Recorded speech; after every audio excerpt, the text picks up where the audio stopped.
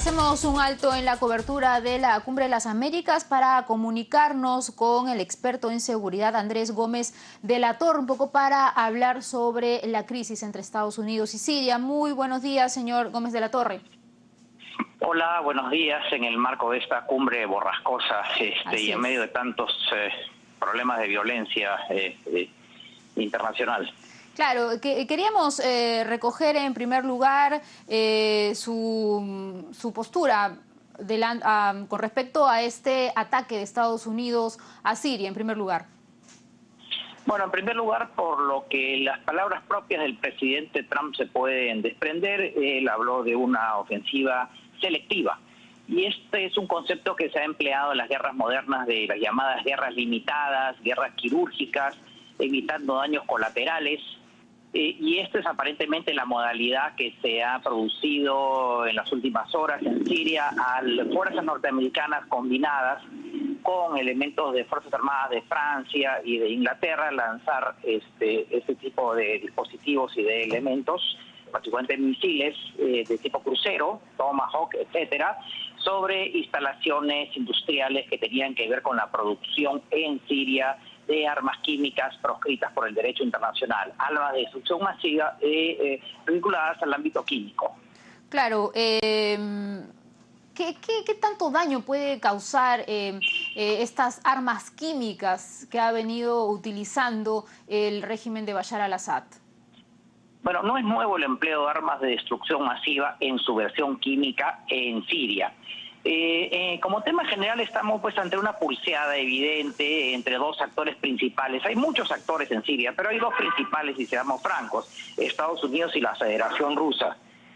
Y evidentemente que hay un proceso de recuperación estratégica, militar y política de la propia Federación Rusa en Siria. Entonces estamos hablando de un conflicto que tiene características internas de muchos actores, pero también un conflicto de poder entre las dos principales potencias que hoy día están involucradas en territorio sirio y que tienen distintos enfoques sobre este régimen autoritario del presidente Bashar al-Assad. ¿Y cuál es el interés de Rusia de mantenerse en contra del ataque de Estados Unidos a Siria? Hemos visto que han condenado el ataque de Estados Unidos, ha dicho que va a ser la causa de una nueva ola de refugiados. ¿Cuál es la postura en ese aspecto? Rusia en los últimos años ha recuperado, parafraseando un poco al secretario general de Naciones Unidas, el portugués António Guterres, parece que estamos en una guerra fría del siglo XXI. Rusia ha recuperado ese antiguo poder imperial que tuvo la Unión Soviética, Unión de Repúblicas Socialistas, en plena Guerra Fría entre los años 45 al 92. Es un proceso de recuperación estratégica, de peso estratégico, de presencia militar, política y de apoyo también y presencia en territorio sirio. Entonces estamos ante un típico conflicto de poderes de dos gravitantes actores involucrados en esta crisis. ¿Cuál va a ser el panorama en las próximas horas, según su apreciación, ¿no?, como experto en seguridad? Bueno, mire, si nos atenemos a los antecedentes de esas operaciones tipo quirúrgico, de guerras limitadas, que no implican violación territorial de espacio aéreo, valga la redundancia, territorio terrestre, mares territoriales, zonas económicas exclusivas, porque los lanzamientos de los sistemas de armas se hacen fuera de las jurisdicciones nacionales, es evidente que estamos ante una guerra que ya se practicó en Siria a modo de retaliaciones, que es otra palabra, hace algunos meses y años atrás, y esto debería quedar como está y no debería escalar, como podríamos poner como ejemplo un modelo como el que hizo Estados Unidos en 2003 en Irak para derrocar al dictador Saddam Hussein. O sea, no es una invasión, es una suerte de operación castigo, de retaliación específica para neutralizar la industria siria relativa a la producción de armas químicas.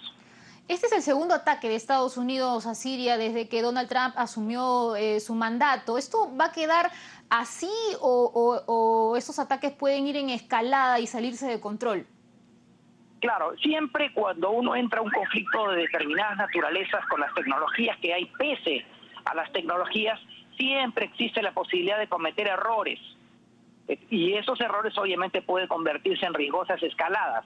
Efectivamente, hace algunos meses atrás, el Departamento de Defensa de los Estados Unidos inició una ofensiva contra bases aéreas sirias específicas, gracias a la información de inteligencia satelital o de imágenes que disponía, y atacó en específico unas bases aéreas donde estaban los aviones Sukhoi 22 y los aviones MiG-27, que eran la espina dorsal de la aviación iraní que estaba reprimiendo a los opositores. Eran inclusive los cobertizos de los aviones. O sea, y además este ataque fue previamente notificado a la Federación Rusa para evitar justamente estos daños colaterales. Estamos hablando que este tipo de operaciones son muy precisas, muy puntuales, operaciones de precisión, justamente para que no desborden en posibles escaladas. Pero en situación de conflictos internacionales, por más que se tomen todas las medidas, siempre existe el riesgo de que éstas escalen y obviamente se vuelvan inmanejables. ¿Más países podían participarse, unirse a Estados Unidos, como ya lo ha hecho Francia y Reino Unido? No lo creo por las capacidades militares y por las implicaciones políticas, pero en este caso específico, las fuerzas militares norteamericanas sí efectivamente han estado acompañadas tanto por medios navales como por medios aéreos de Francia y de Inglaterra. Se habla también del empleo de aviones Tifón, Eurocasa Tifón, Panavia Tornado de la Real Fuerza Aérea Británica en operaciones de escolta y de cobertura. Pero en todo caso siempre hay en el empleo de la fuerza militar una consecuencia de carácter política y de carácter diplomática que probablemente potencias medias o con menos peso específico no estén dispuestas a tomar esos riesgos de participar en este tipo de operaciones y sobre todo de esta naturaleza tan sensible. Se han hablado de 3 objetivos, 3 puntos donde se almacenaba o se fabricaba estos armamentos químicos. ¿Se conoce cuáles son estos puntos? Bueno, hemos visto una conferencia de prensa el día en la mañana y se han presentado algunas imágenes satelitales sobre estas plantas de desarrollo de armas químicas. Quisiera notar que las armas químicas, a diferencia de las nucleares, son de mucho más fácil elaboración. El empleo de armas de destrucción masiva de tipo químico empieza en la Primera Guerra Mundial con el famoso gas mostaza. Y hoy día hay formas mucho más perfeccionadas, por ejemplo, como el gas sarín. Entonces, habría que ver realmente, luego de evaluar por otros medios el impacto realmente que han tenido estos bombardeos para neutralizar esta capacidad de armamento químico que tienen las Fuerzas Armadas o los cuerpos de seguridad del régimen sirio de Bashar el-Assad. Si me permite, señor Gómez de la Torre, cambiarle de tema, porque el día de ayer hemos tenido estas dos lamentables noticias, ¿no? Que han generado pues la condena mundial, se podría decir así. En Ecuador se confirmó que disidentes de la FARC asesinaron a 3 periodistas ecuatorianos, ¿no? En el límite de Colombia con Ecuador. ¿Nos podría describir un poco este panorama, teniendo en cuenta la seguridad y la posible intervención de ambos países para poder controlar esta zona supuestamente tomada por estos disidentes de la FARC? Sí, el tema es muy complejo y hay que recordar que desde la década de los 90 el gobierno ecuatoriano, hace más de 20 años, planteaba un esquema de un plan de seguridad hacia su frontera norte, porque lamentablemente todos los países aledaños a Colombia, incluido el Perú, tienen el problema o sufren el problema, y más aún ahora, de lo que eran en primer lugar a los grupos narcoterroristas colombianos como la FARC. Y obviamente el proceso de paz llevado a cabo, que la FARC depone las armas, ha traído como consecuencia que estas no necesariamente muten como FARC a los países limítrofes, sino se conviertan en bandas criminales, BACRIM. Y por eso es que no es casual que en el lenguaje utilizado por las autoridades ecuatorianas en este momento, refiriéndose a estos grupos violentistas, se habla del concepto de narcoterrorismo. Es decir, de formas perfeccionadas de crimen organizado, de una mutación de estas Fuerzas Armadas Revolucionarias colombianas, luego del proceso de paz, no siguiendo la modalidad de un grupo terrorista, sino convirtiéndose a realizar actividades de negocios ilícitos y de crimen organizado. Desafío muy grande para el presidente Lenín Moreno, Claro, porque tiene que hacer una estrategia de contención en su frontera norte y enfrentar la dimensión de lo que significa esta amenaza. Termino con sí. una acotación. Ya el ministro de Defensa de Colombia, el señor Villegas, y altos mandos militares colombianos están viajando a territorio ecuatoriano para establecer un asunto fundamental en este tipo de problemas: la cooperación bilateral en materia militar y de inteligencia. Es fundamental, sobre todo cuando se trata de fronteras bilaterales tan sensibles como la ecuatoriano-colombiana. ¿Y esto ha sucedido por un descuido en ambos? No. No, yo no diría que sucedió por un descuido. Es que lo que pasa es que para todos los países del cinturón limítrofe a Colombia tienen que establecer, como el Perú, sus previsiones, porque evidentemente en el historial de los movimientos violentistas colombianos, tanto desde la derecha, los paramilitares, las autodefensas unidas, como de la izquierda violentista, todos estos grupos que originalmente ideológicos han mutado hacia bandas criminales, crimen organizado e industrias del crimen.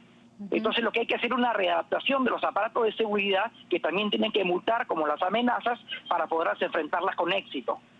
Exacto, y trabajar en conjunto para poder acabar Exactamente. con estas personas, con estas agrupaciones que han dejado de ser FARC, porque ya el presidente Juan Manuel Santos ha señalado que no existe la FARC, pero sí se han convertido de repente en grupos más criminales. Exactamente, ahí está el kit del asunto. Es cierto que la FARC ha depuesto las armas, pero no es menos cierto que también hay grupos disidentes que no aceptaron las condiciones, minúsculos probablemente, las condiciones del proceso de paz, pero que han mutado y que han cambiado, ya no a modo, digamos, de un grupo insurgente tradicional, de ideología, hacia el tema del negocio del crimen. Y obviamente países como el Perú, que tiene una frontera tan extensa y tan porosa como la geografía del río Putumayo, como nuestra triple frontera bilateral con Brasil y con Colombia, el eje Leticia, Tabatinga, Santa Rosa. Felizmente nuestras relaciones bilaterales con Colombia son óptimas y eso es lo que se requiere en este momento: una intensa cooperación en materia de defensa, seguridad e inteligencia para enfrentar este desafío que significa el cambio de matriz, ¿no? El modus operandi de estas organizaciones terroristas como las FARC, involucradas con el narcotráfico, a la actividad del crimen organizado, Claro, y los negocios ilícitos. pero también se debería reforzar en todo caso nuestra frontera. No, indudablemente, y en el pasado se han tomado las previsiones. Entiendo que también se han realizado ejercicios en el ámbito militar y en el ámbito de las Fuerzas Armadas, con Colombia y con Brasil, y esto es evidente que obedece a esta razón de seguridad de hacer una cooperación para enfrentar estas amenazas que, como el caso de estos días, han lamentablemente terminado en el asesinato de 3 periodistas ecuatorianos en la frontera bilateral con Colombia, y esto nos indica que obviamente estos grupos están allí y hay que enfrentarlos. Claro, y con el anuncio de Ecuador y Colombia de que realizarán una ofensiva militar en su frontera. Muchísimas gracias, señor Andrés Gómez de la Torre, por esta comunicación con Canal N, experto en seguridad, hablándonos de 2 temas importantes, tanto de la crisis entre Estados Unidos y Siria y también de la muerte de estos 3 periodistas ecuatorianos. Y precisamente tenemos información al respecto. Los 3 periodistas ecuatorianos secuestrados el 26 de marzo en una ciudad fronteriza con